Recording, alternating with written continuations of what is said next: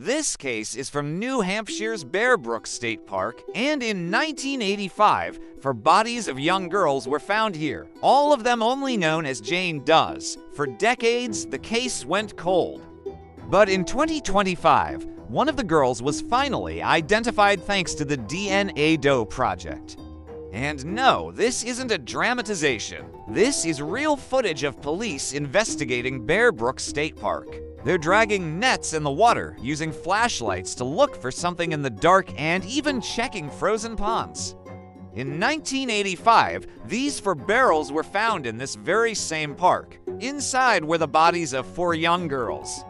It is believed they were all strangled by the same man and then dumped in this remote part of the park. Their bodies were so badly decomposed that it wasn't even clear if they were alive when they were put in the barrels. Only their limb bones remained, like this foot. But now, more than 4 decades later, thanks to modern technology, one of the girls has finally been identified. The DNA Doe Project is a group of genetic genealogists who essentially build family trees and compare them to unknown samples to try and find matches. In this case, they collected DNA from one of the victims and compared the results to public genealogy databases. And they found a match with a man named Terry Rasmussen.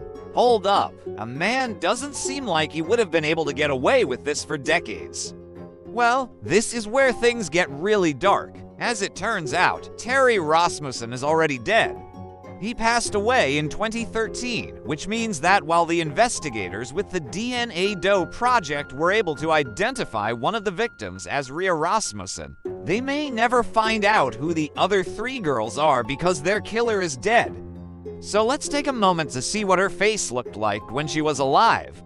Here it is. Investigators say this is what Rhea looked like. And they're asking for anyone with information to come forward. But why is this case still going? If the killer is dead, what else is there to find out? Well, here's the thing. Even though Terry Rasmussen is dead, he still has living relatives, including a brother and a son. And investigators believe that he may have had other victims besides these 4 girls. In fact, the brother and son were questioned in 2022, although they weren't arrested or charged with anything. It's not clear how involved they were in this case, but if they knew what was happening, maybe they can lead investigators to the answers they're looking for.